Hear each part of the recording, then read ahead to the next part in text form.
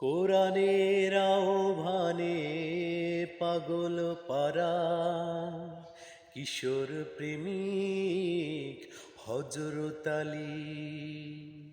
রসুলের সাথে যে গড়েছিল চিরকালের ওই মিতালি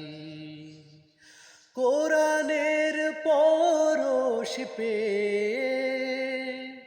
সিদ্দিকে